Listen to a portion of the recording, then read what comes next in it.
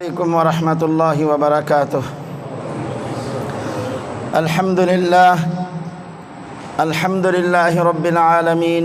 الصلاة والسلام على سيد الأنبياء وخاتم المرسلين وعلى آله وصحبه ومن تبعهم بإحسان إلى يوم الدين. أما بعد، فأعوذ بالله من الشيطان الرجيم. بسم الله الرحمن الرحيم.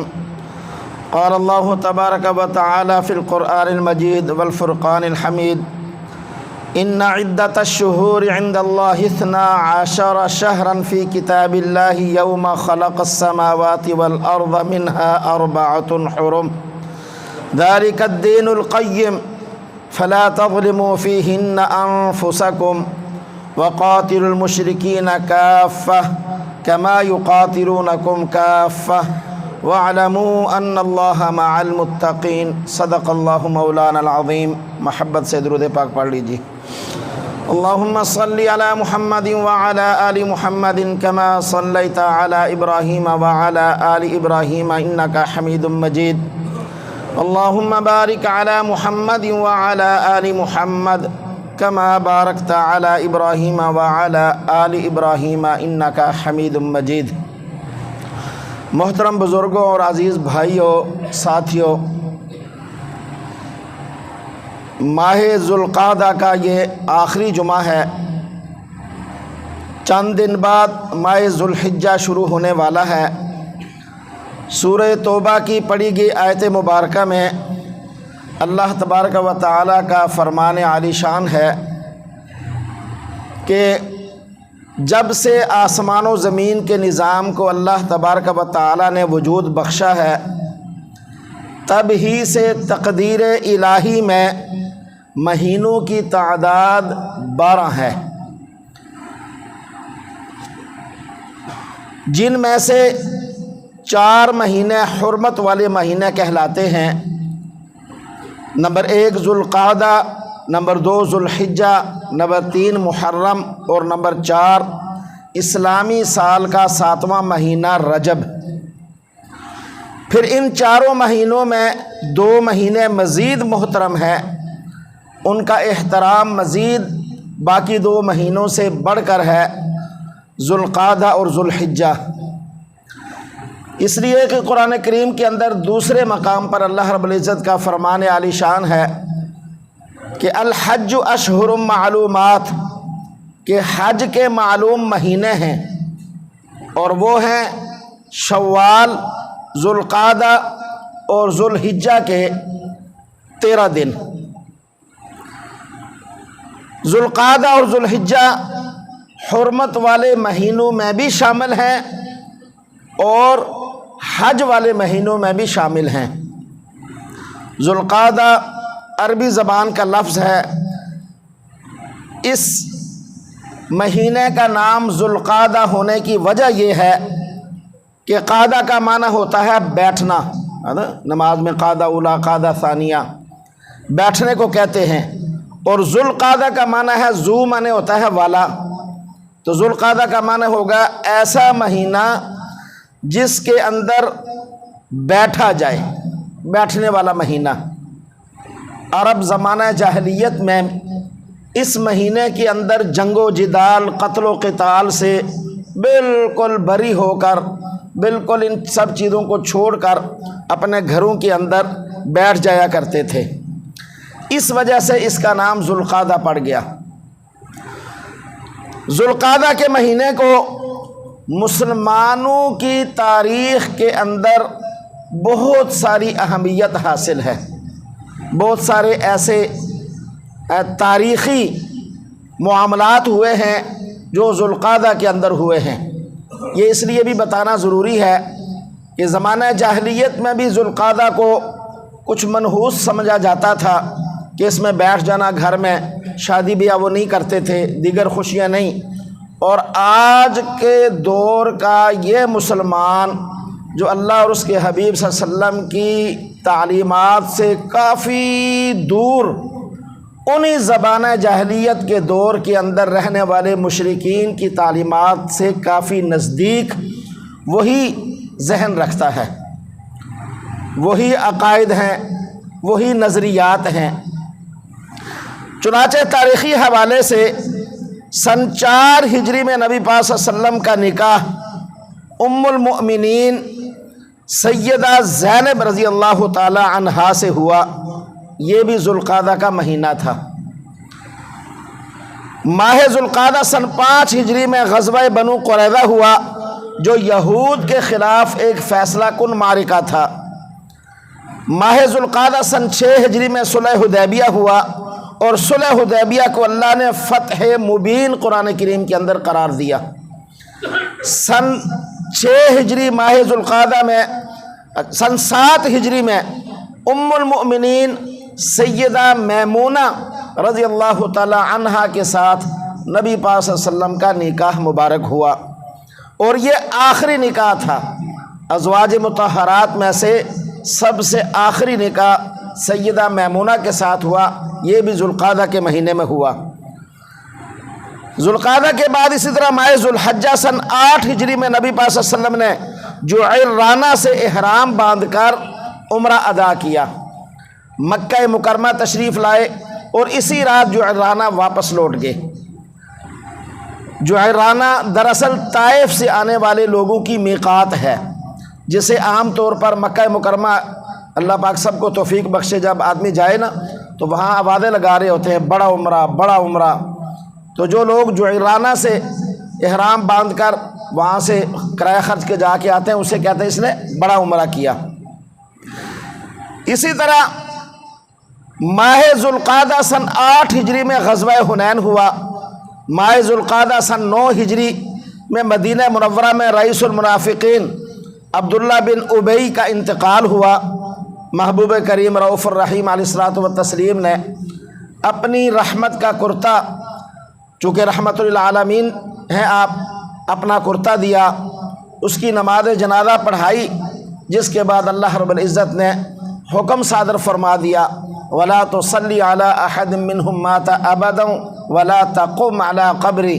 اے حبیب پاک صلی اللہ علیہ وسلم، آج کے بعد کسی منافق کی نماز جنازہ نہیں پڑھانی۔ اس کے بعد ماہ ذوالقعدہ سن 16 ہجری میں ام المومنین سیدہ ماریہ قبطیہ رضی اللہ تعالیٰ عنہ کا انتقال ہوا۔ ماہ ذوالقعدہ سن 31 ہجری میں سیدنا ابو ذر غفاری کا انتقال ہوا۔ سن 37 ہجری میں حضرت خباب ابن ارت کا انتقال ہوا۔ سن 87 ہجری میں سیدنا عبد الرحمن ابن سخط کا، اور سیدنا جنہیں سیدنا ابو ہریرہ کے نام سے مشہور ہیں، جو ان کا انتقال ہوا، یہ بھی ذوالقعدہ کا مہینہ تھا۔ اور سیدنا ابو ہریرہ جن کا اصل نام عبد الرحمن ابن سخط تھا، یہ وہ جلیل القدر صحابی ہیں جنہوں نے امت کو 5337 احادیث رسول اللہ صلی اللہ علیہ وسلم کی نقل کر کے امت تک پہنچائی۔ ماہ ذوالقعدہ میں ہونے والے نکاح، اصل یہ بات بتانی ہے، آج کے اس دور کے اندر بھی لوگ ذوالقعدہ کے اندر نکاح کو وہ مناسب نہیں سمجھتے ہیں، یہ منحوس ہے، فلاں ہے فلاں ہے۔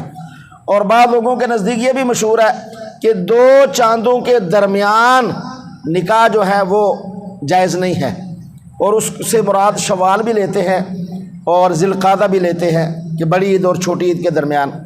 حالانکہ عقل کے اندھے اس بات کو بھول بیٹھتے ہیں کہ بھائی 12 مہینوں میں کوئی ایک مہینہ بتائیں جو 2 چاندوں کے درمیان نہ ہو۔ کوئی ایک مہینہ ایسا نہیں ہے جو 2 چاندوں کے درمیان نہ ہو، سارے 2 چاندوں کے درمیان ہیں۔ یہ پتہ نہیں کدھر سے مشہور ہو گیا لوگوں کے درمیان۔ تو حالانکہ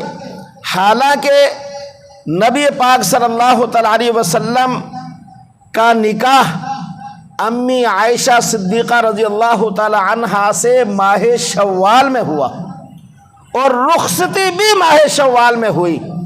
اور امی عائشہ صدیقہ رضی اللہ تعالی عنہا خود فرماتی ہیں کہ میرا نکاح بھی شوال میں ہوا، رخصتی بھی نکاح میں، اور دیکھو میں سب سے خوش قسمت ترین بیوی ہوں آقا دو جہاں سرکار دو عالم صلی اللہ علیہ وسلم کی، اور سب سے کامیاب جوڑی ہے، یہ دنیا میں سب سے کامیاب جوڑی شوال میں ہوا۔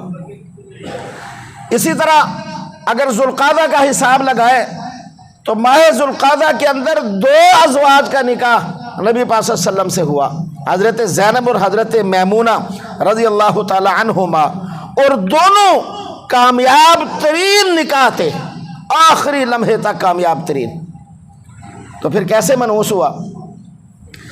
اسی طریقے سے میرے بھائیوں، یہ چاروں مہینے تمام تر انبیاء علیہ الصلوۃ والسلام کی شریعتوں میں محترم رہے، اور ہر شریعت کے اندر ان چاروں مہینوں میں جنگ و جدال، قتل و قتال وہ حرام تھا، لیکن اللہ رب العزت نے نبی پاک صلی اللہ تعالی علیہ وسلم کی اس امت پر یہ چاروں مہینے محترم تو رکھے، ان کا احترام تو برقرار رکھا، لیکن جہاد اس امت کے اندر ان مہینوں کے اندر بھی حرام نہیں ہے، بلکہ احترام تو باقی ہے، لیکن اگر جہاد کی ضرورت پڑ جائے کفار کے خلاف، دفاعی جہاد جسے کہتے ہیں، تو ان مہینوں کے اندر بھی وہ دفاع اسلام کے لیے وہ جہاد کرنے کی ان کو اجازت ہے۔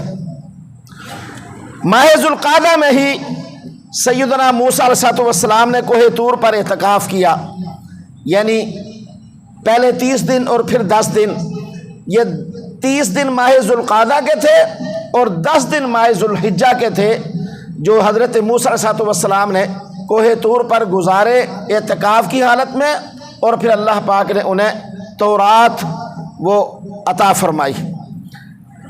اسی طریقے سے تمام تر انبیاء کی شریعت اس بات پر متفق ہیں کہ ان چاروں مہینوں کے اندر کی گئی عبادات باقی 12 مہینوں کی نسبت زیادہ لائق ثواب ہے، زیادہ لائق اجر ہے ان 4 مہینوں کے اندر کی گئی عبادات، اور اس بات پر بھی متفق ہیں کہ خدا نہ خواستہ اگر کسی بدبخت سے ان مہینوں میں گناہ سرزد ہو جائے تو اس کا نقصان بھی بنسبت باقی مہینوں کے زیادہ ہے۔ اسی طریقے سے اس لیے کہ اللہ رب العزت نے یہ پڑھی گئی خطبے میں آیت کے اندر فرمایا فَلَا تَظْلِمُوا فِيهِنَّ أَنفُسَكُمْ، کہ دیکھو ان 4 مہینوں میں تم کہیں اپنا نقصان نہ کر بیٹھنا، اپنی جانوں پر ظلم نہ کر بیٹھنا، اور وہ ظلم کیا ہے کہ ان مہینوں کے اندر فرائض اور واجبات کی ادائیگی میں سستی کرنا، کوتاہی کرنا۔ اسی طرح ان مہینوں میں اپنی جانوں پر ظلم کرنے کا مطلب یہ ہے کہ ان مہینوں کے احترام کے خلاف کوئی کام نہ ہو جائے، حرام کاموں کا ارتکاب کیا جائے یا حقوق العباد کو پامال کیا جائے، دوسروں کو نقصان پہنچایا جائے۔ ان مہینوں کے اندر اس کا نقصان بھی زیادہ ہے۔ امام جساس رحمہ اللہ تعالیٰ بہت بڑے مفسر قرآن گزرے، جن کی تفسیر احکام القرآن ہے، آپ نے اس تفسیر کے اندر لکھا ہے کہ فَلَا تَظْلِمُوا فِيهِنَّ أَنفُسَكُمْ کا معنی کیا ہے؟ فرمایا کہ اس جملے کا معنی یہ ہے کہ ان متبرک مہینوں کا خاصہ یہ ہے کہ جو بھی شخص ان مہینوں کے اندر کوئی عبادت کا کام بجا لائے گا تو اللہ پاک اس عبادت کی برکت سے باقی مہینوں کے اندر عبادت کرنے کے اندر آسانی پیدا فرمائے گا، باقی مہینوں کے اندر بھی عبادت کی توفیق بخشے گا، جو ان مہینوں میں یعنی محنت کے ساتھ عبادت کے اندر اپنے آپ کو مشغول رکھے گا، اور جو ان مہینوں میں گناہ سے بچنے کی کوشش کرے گا، اللہ کریم باقی مہینوں کے اندر بھی گناہوں سے بچنے کی توفیق عطا فرمائے گا، باقی مہینوں میں گناہوں سے بچنے کی توفیق عطا فرمائے گا۔ نبی پاک صلی اللہ علیہ وسلم نے ان مہینوں کے اندر روزہ رکھنے کی بھی ترغیب دی ہے۔ چنانچہ ایک صحابی رضی اللہ تعالیٰ عنہ نے جب کچھ سوالات کیے، ان میں ایک سوال یہ بھی تھا کہ آقا دو جہاں سرکار صلی اللہ علیہ وسلم سے کہ میں زیادہ روزے رکھ سکتا ہوں، آپ مجھے اجازت دیجئے میں کب زیادہ روزے رکھوں، میرا دل کرتا ہے میں زیادہ روزے رکھوں۔ تو سرکار دو عالم صلی اللہ علیہ وسلم نے اپنے دست مبارک سے انگلیوں سے اشارہ کیا، اپنی انگلی مبارک سے اشارہ کرتے ہوئے فرمایا کہ 3 روزے رکھا کرو، پھر اس کے بعد 3 چھوڑ دیا کرو، پھر 3 رکھا کرو، پھر 3 چھوڑ دیا کرو۔ اور وہ ماہ ذوالقعدہ تھا جس کے اندر آپ علیہ السلام نے یہ فرمایا۔ تو اس مہینے میں روزوں کی کثرت کا بھی آقا علیہ السلام نے حکم دیا یا ترغیب دی، یوں کہہ لیں۔ ہاں، ذوالقعدہ کے مہینے کے اندر ایک اور بات جو زمانہ جاہلیت میں ناپسند سمجھی جاتی تھی، وہ عمرہ ادا کرنا۔ زمانہ جاہلیت میں ذوالقعدہ کے مہینے میں عمرہ ادا کرنا بھی وہ ناپسند سمجھا جاتا تھا، اس کو پسند نہیں سمجھتے تھے، وہ ان کا یہ نظریہ تھا۔ حالانکہ سرکار دو عالم صلی اللہ تعالی علیہ وسلم نے اپنوں چاروں زندگی کے اندر جو عمرے کیے وہ چاروں ذوالقعدہ کے مہینے میں کیے۔ اور مسئلے کی روح سے ایک بات ذہن میں رکھیے کہ پورے سال میں صرف 5 دن ایسے ہیں جن میں عمرہ کرنا جائز نہیں، وہ صرف حج کے 5 دن ہیں۔ حج کے علاوہ پورے سال کے اندر جب چاہیں، جس دن چاہیں، وہ عمرہ کی سعادت حاصل کر سکتے ہیں۔ اور ذوالقعدہ میں بھی منع نہیں ہے، آقا علیہ السلام نے کیے۔ زمانہ جاہلیت میں اس کو صحیح نہیں سمجھا جاتا تھا۔ حضرت عبداللہ ابن عباس رضی اللہ تعالیٰ عنہ فرماتے ہیں کہ اعتمر رسول اللہ صلی اللہ علیہ وسلم 4 عمر، آقا علیہ السلام نے 4 عمرے کی اپنی زندگی کے اندر۔ پہلا سن 6 ہجری میں صلح حدیبیہ والے سال چند صحابہ کرام علیہم الرضوان کے ساتھ عمرہ کرنے آئے، مقام حدیبیہ میں روک دیا گیا، اور آپ نے پھر وہیں اللہ کے حکم سے فتحللوا، حلق کروایا اور عمرے سے نکل گئے۔ اسی مقام حدیبیہ کے مقام پر ہی احرام سے حلال ہو گئے۔ اور 2 مرتبہ، یہ بات ذہن میں رکھیے، کچھ صحابہ نے حلق کروایا، کچھ نے قصر کروایا، کیونکہ دونوں احرام سے نکلنے کے لیے درست ہے کہ یا تو ٹینڈ کروائیں اس طرح کے ساتھ، یا پورے سر کے چوتھائی بال کاٹ ڈالیں۔ لیکن آقا علیہ السلام نے ان حضرات کو 2 مرتبہ دعا دی جنہوں نے حلق کروایا، اور ان حضرات کو 1 مرتبہ دعا دی جنہوں نے قصر کروایا۔ تو گویا حلق کروانے والا 2 مرتبہ آقا علیہ السلام کی دعاؤں کا مستحق بنے گا، اور یہ افضل ترین ہے۔ اسی طرح میرے بھائیوں بزرگوں، اور یہ ایک آقا علیہ السلام نے فرمایا کہ اسے 1 عمرہ شمار کر لیں۔ دوسرا عمرہ سن 7 ہجری میں عمرۃ القضاء کے طور پر ذوالقعدہ ہی کے مہینے میں کیا۔ تیسرا عمرہ سن 8 ہجری میں فتح مکہ والے سال ذوالقعدہ میں کیا، اور چوتھا عمرہ حج کے ساتھ کیا، اور یہ بھی ذوالقعدہ ہی کے مہینے میں آپ نے کیا۔ اور آپ نے حج قران کیا، جس میں عمرہ اور حج دونوں ایک ہی نیت کے ساتھ کیے جاتے ہیں۔ پورے سال کے اندر اسی طرح جیسے میں نے پہلے عرض کیا، ایام حج میں عمرہ منع ہے، باقی سارا سال عمرہ کی اجازت ہے۔ ذوالحجہ کے پہلے 10 دن، یہ بھی ذہن میں رکھیے، ذوالحجہ کے پہلے 10 دن بعض علماء کے نزدیک رمضان المبارک جیسے عظیم ترین مہینے سے بھی زیادہ افضل ہے۔ یہ اتنے قیمتی دن ہیں رمضان المبارک سے، جہاں 70 گنا اور کئی گنا عبادت کا سوال بڑھ جاتا ہے، نفل فرض کے برابر، فرض 70 فرائض کے برابر، اور کیا کچھ اللہ کی برکتیں، رحمتیں جن کا نزول ہوتا ہے۔ اس کے باوجود یہ 10 ایام ذوالحجہ کے رمضان المبارک سے بڑھ کر فضیلت اور برکت رکھتے ہیں۔ وہ اس لیے کہ ان 10 دنوں میں نمبر 1 تو یوم عرفہ ہے جو حج کا رکن اعظم ہے۔ ان 10 دنوں کے بارے میں نبی پاک صلی اللہ علیہ وسلم نے فرمایا، ان افضل ایام الدنیا ایام العشر، کہ دنیا کے دنوں کے اندر سب سے افضل ترین دن ذوالحجہ کے 10 دن ہیں۔ ان 10 دنوں کی فضیلت اور مرتبے کو اللہ رب العزت نے اپنے پاک کلام کے اندر ارشاد فرمایا۔ چنانچہ سورہ الفجر کی ابتدائی آیات میں حکم ربانی ہے یا ارشاد ربانی ہے، والفجر ولیال عشر، قسم ہے فجر کی اور قسم ہے 10 راتوں کی۔ حضرت جابر فرماتے ہیں کہ فجر سے مراد نماز فجر ہے یا وقت فجر ہے، اور 10 راتوں سے مراد ذوالحجہ کی 10 راتیں ہیں۔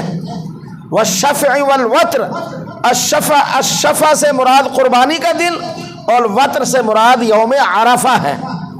گویا ان 10 دنوں کی فضیلت کی وجہ قرآن نے ان کو قسم کے ساتھ ذکر فرمایا، ایک وجہ تو یہ ہے۔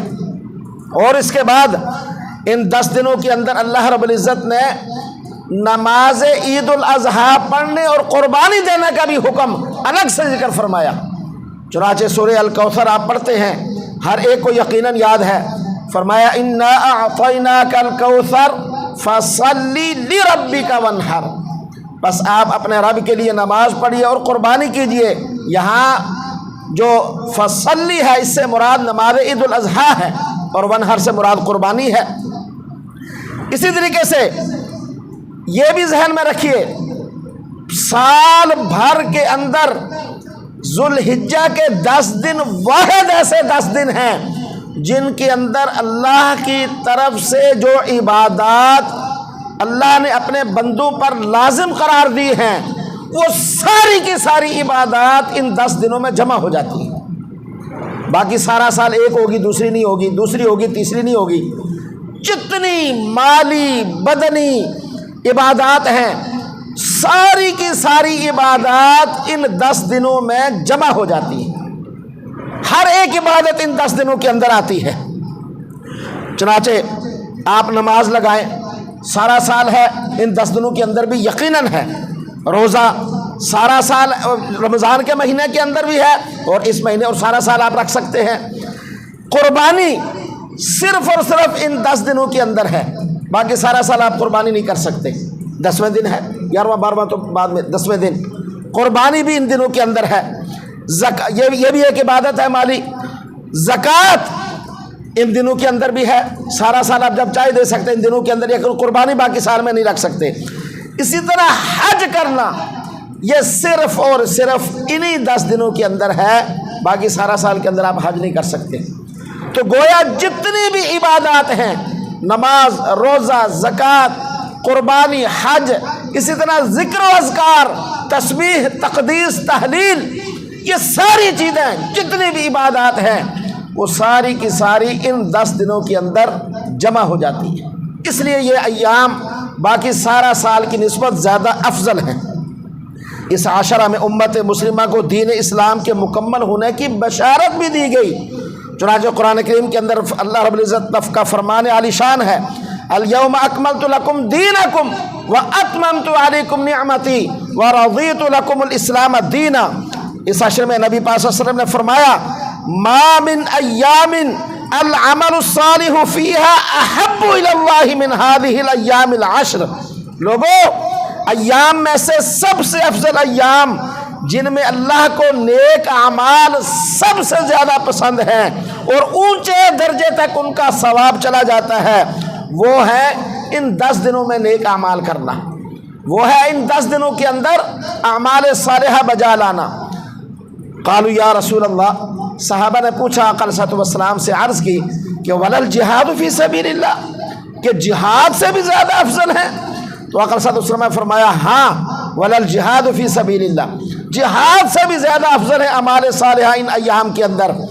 الا رجل خرج بنفسہ ومالہ، ہاں جو شخص اپنی جان اور مال کے ساتھ اللہ کی راہ میں جہاد کے لیے نکلا اور شہادت کا درجہ پاتے ہوئے اس کا مال بھی قبول ہوا، جان بھی قبول ہوا، اس کا کوئی ثانی نہیں، اس تک کوئی نہیں پہنچ سکتا۔ ویسے جہاد کے لیے جا کے واپس آنے والے سے بھی افضل ان 10 ایام کے اندر اعمال صالحہ بجا لانے ہیں۔ اسی طرح میرے بھائیوں، فرمایا فلم یرجع من ذلک بشیء، کچھ بھی واپس نہ لے کے آیا، نہ جان نہ مال، یہ افضل ترین ہے۔ اسی طرح میرے بھائیوں، سنن ابی داؤد میں ارشاد نبی پاک صلی اللہ تعالی علیہ وسلم ہے کہ ان اعظم ایام عند اللہ تبارک و تعالی یوم النحر، اللہ کے ہاں سب سے عظیم ترین دن سال کے دنوں میں سے وہ یوم نحر ہے، جس دن قربانی کی جاتی ہے۔ اور پھر 11 ذوالحجہ ہے اور سنن دارمی میں نبی پاک صلی اللہ علیہ وسلم نے فرمایا ما من عمل ازکا عند اللہ ولا اعظم اجرا من خیر بخیر یعملہ فی عشر الاضحی، اللہ کے ہاں عشرہ ذوالحجہ میں نیک عمل کرنے سے زیادہ پاکیزہ اور زیادہ ثواب کا حامل کوئی عمل نہیں ہے۔ پورے سال میں سب سے زیادہ ان ایام کے اندر اعمال صالحہ کا ثواب ملتا ہے۔ سیدنا ابو ہریرہ، سیدنا ابو قتادہ، سیدنا مسعد بن مسیب، یہ سارے نبی پاک صلی اللہ علیہ وسلم سے یہ روایت نقل کرتے ہیں ما من ایام احب الی اللہ ان یتعبد له فیہا من عشر ذی الحج، کہ ذوالحجہ کے 10 ایام میں اللہ کی عبادت کرنا اللہ کو سارے سال کے دنوں میں سے زیادہ محبوب اور پسندیدہ ہے۔ اسی طریقے سے میرے بھائیوں فرمایا یعدل صیام کل یوم منہا صیام سنۃ،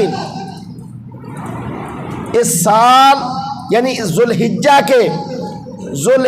کے 8 دن، یکم سے لے کر 8 ذی الحجہ تک ایک دن کا روزہ رکھنا 1 سال روزہ رکھنے کے برابر اجر پاتا ہے۔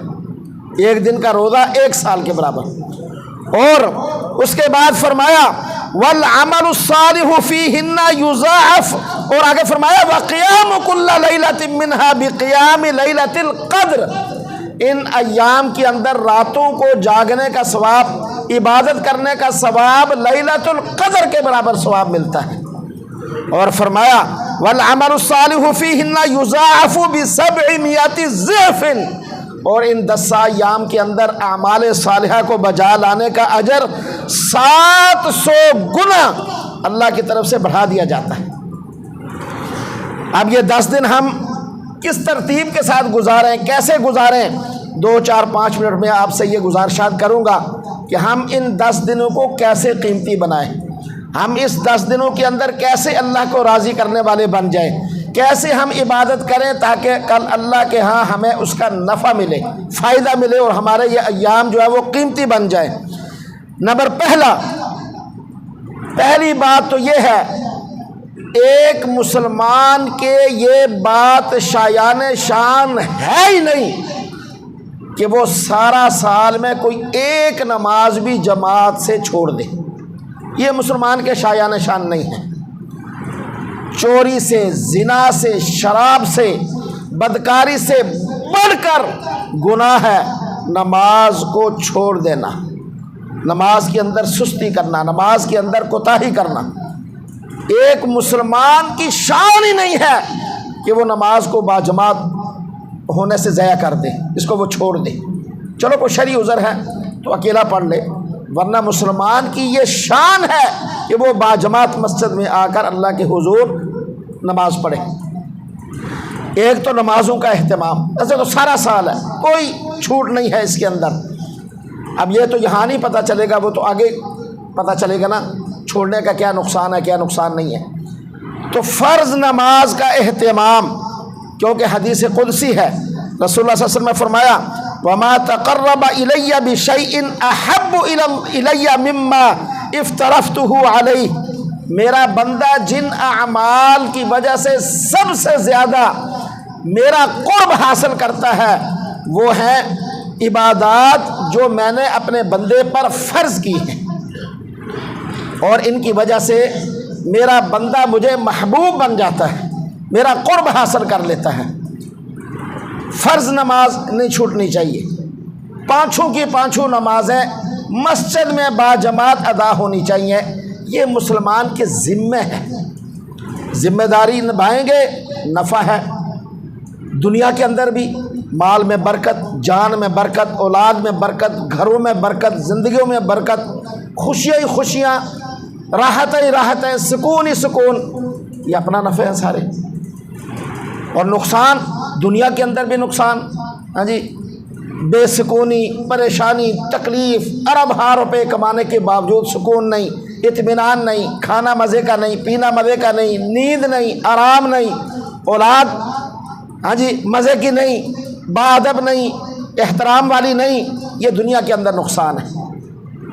نمبر 2، دوسرا کام ہمیں یہ کرنا ہے کہ کہ سنت مؤکدہ ادا کرنا کے لیے پورا شوق پیدا کرنا ہے کہ سنت مؤکدہ وہ نہ چھوٹے، سارا سال نہیں چھوٹنی چاہیے، سارا سال، لیکن ان ایام میں خاص طور پر نبی پاک صلی اللہ علیہ وسلم نے فرمایا من صلی فی یوم و لیلۃ 12 رکعۃ بنی لہ بیتا فی الجنہ، جو دن رات کے اندر 12 رکعتیں ادا کرے گا اللہ اس کے لیے جنت میں گھر بنائے گا۔ اور فرمایا، خود بتا بھی دیا، اربعا قبل الظہر، 4 رکعتیں ظہر کی فرض سے پہلے، ورکعتین بعدہا، 2 بعد میں، ورکعتین بعد المغرب، 2 مغرب کے بعد، ورکعتین بعد العشاء، اور 2 رکعتیں عشاء کے بعد، ورکعتین قبل الفجر فی صلاۃ الغداء، اور اگلے دن کی نماز فجر میں فجر سے پہلے 2 رکعتیں۔ الگ الگ بھی ان کی بڑی فضیلتیں ہیں، بہت فضیلتیں، اکٹھی یہ فضیلت ہے۔ اسی طرح تیسرا کام ہم نے یہ کرنا ہے کہ ممکنہ حد تک نوافل کو ادا کرنے کی کوشش کی جائے، ممکنہ حد تک۔ حدیث قدسی ہے، آقا صلی اللہ علیہ وسلم نے فرمایا، وما يزال عبدی یتقرب الی من نوافل حتی احبہ، میرا بندہ مسلسل نفلی عبادت سے میرا قرب حاصل کرتا ہے یہاں تک کہ وہ میرا محبوب بن جاتا ہے، پسندیدہ بن جاتا ہے۔ لیکن جن لوگوں کے فرائض کوتاہی کی وجہ سے رہ گئے ہیں، فرض نمازیں رہ گئی ہیں، فرض روزے رہ گئے ہیں، ان لوگوں کے لیے سب سے افضل یہ ہے کہ وہ اپنی فرض نمازوں کی قضا کریں، ان کی قضا کریں، فرض روزوں کی قضا کریں، زکوٰۃ رہ گئی وہ ادا کریں، اور جو فرائض میں جو کوتاہی اور غفلت ہوئی ہے اندازے لگا کر ان کو مکمل کریں۔ 5 نمازیں، فجر، ظہر، عصر، مغرب، عشاء، اور 7 وتر، 6 نمازیں روزانہ کی۔ اپنی زندگی میں بیٹھ کر سوچیں کہ ہم بالغ کب ہوئے تھے، کب نمازیں شروع کی، کتنے سال کی ہماری نمازیں رہتی ہوں گی، وہ حساب لگا کر ان کی قضا کیجیے۔ اللہ پاک اپنے پیارے حبیب صلی اللہ علیہ وسلم کے صدقے سے، اپنے کرم اور فضل سے، شاید اس کی محنت، اس کی کوشش یہ بدل نہیں ہے، جو وقتی نماز کو چھوڑ دینے کا بدل نہیں ہے قضا، یہ یاد رکھیں۔ لیکن ایک آدمی شرمندگی سے کوشش کرتا ہے، ہاں جی، اپنی کمزوری اللہ کے حضور پیش کرتا ہے، چونکہ یہ حقوق اللہ میں سے ہے، وہ اللہ چاہے اپنے فضل و کرم سے، اپنی رحمت سے اس کو معاف فرما دیں، اور اس کی اس کوشش کی برکت سے درگزر فرما لیں۔ تو کوشش تو کرنی چاہیے، کریں گے نا انشاءاللہ۔ پھر اس کے ساتھ ساتھ ایک روایت میں یہاں تک کہ ہے کہ اللہ نے فرمایا کہ نوافل کی کثرت کی وجہ سے میں اس کی آنکھ بن جاتا ہوں، اس کا ہاتھ بن جاتا ہوں، اس کا پاؤں بن جاتا ہوں، یعنی وہ پھر ہر عمل میری مرضی اور منشا کے مطابق کرتا ہے۔ اسی طریقے کے ساتھ چوتھا کام یہ، نماز اشراق پڑھیے۔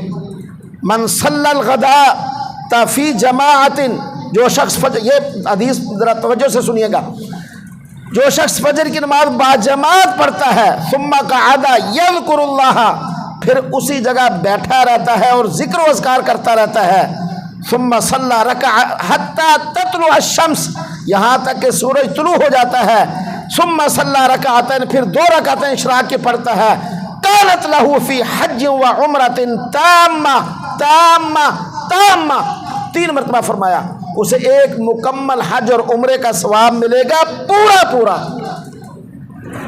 گپے لگانے کے لیے نہیں بیٹھنا مسجد میں۔ ہمارے ہاں مسجد میں بیٹھتے ہیں کچھ، سب نہیں، وہ سورج طلوع ہونے کے انتظار میں ادھر بیٹھے گپ لگا رہے، ادھر گپ لگا رہے، ادھر لیٹے ہوئے۔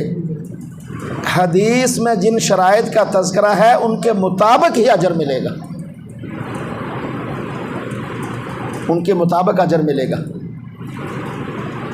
وہ جگہ، ہاں اپنی جگہ بیٹھنے سے مراد ہے پیشاب اگر آئے، وضو کی ضرورت پڑے، جا کے پھر آ جائے، بیٹھ کے ذکر و اذکار کرتا رہے، سبحان اللہ، الحمدللہ، اللہ اکبر، قرآن کی تلاوت، نہیں تو ویسے ہی بیٹھ کے درود شریف پڑھتا رہے۔ گپ شپ لگانا، لیٹنا، بیٹھنا، اس سے یہ ثواب نہیں ملے گا، ضائع ہونا، بیٹھے بھی انتظار کے اندر بھی اور ثواب بھی ضائع کر دیا، کیا فائدہ۔ شریعت کو شریعت کے مطابق عمل کرتے ہوئے اجر و ثواب اس کے مطابق ملتا ہے، اپنی مرضی سے نہیں۔ اسی طریقے کے ساتھ میرے بھائیوں کثرت سے تلاوت کیجئے، کثرت سے تلاوت، اور اسی طریقے کے ساتھ اگر اللہ توفیق بخشے تو 8 دن نفلی روزے، 9ویں دن حج کا روزہ۔ اللہ کے نبی صلی اللہ علیہ وسلم نے فرمایا کہ میں امید رکھتا ہوں اللہ تعالیٰ گزشتہ سال اور آنے والے سال کے گناہوں کو معاف فرما دے گا، اور اس سے مراد صغیرہ گناہ ہے، کبیرہ گناہ اور حقوق العباد نہیں معاف ہوتے۔ ہمارے ہاں تو چمڑی ادھیڑ کے آج کر کے کہتے ہیں جی اسی بخشے گیا ہوں، ماں دے پیٹ جو جم کے آیا۔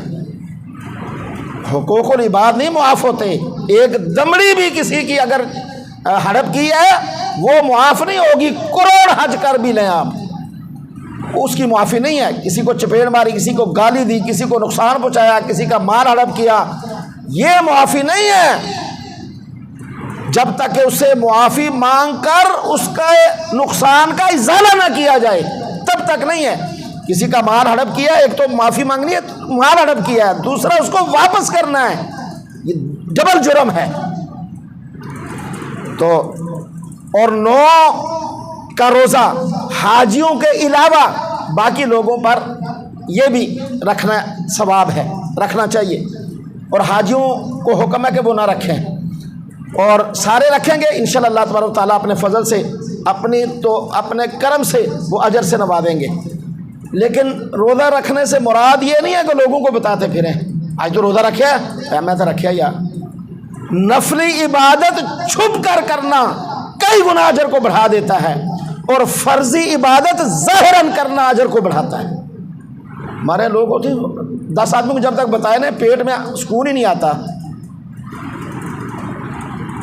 نفلی عبادت یہ اللہ اور بندے کا پرسنل معاملہ ہے، بالکل پرسنل، ذاتی، اور اس عبادت کا مزہ ہی تبھی آتا ہے اللہ اور اس کے بندے کے درمیان رہے، تیسرے کو نہ پتہ چلے۔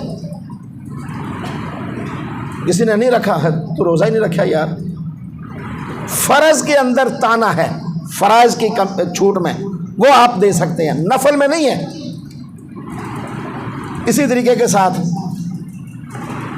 اللہ تبارک و تعالیٰ کی توفیق کے ساتھ یہ روزے رکھیں گے اسی کی رضا کے لیے، پھر یہ نفع ہوگا۔ اسی طریقے کے ساتھ کثرت سے درود پاک پڑھا جائے، صدقہ اور خیرات کثرت سے کیا جائے، اسی طریقے کے ساتھ تسبیحات کثرت سے کی جائیں، چونکہ حدیث مبارکہ کثرت کے ساتھ ہے، وقت بالکل ختم ہے۔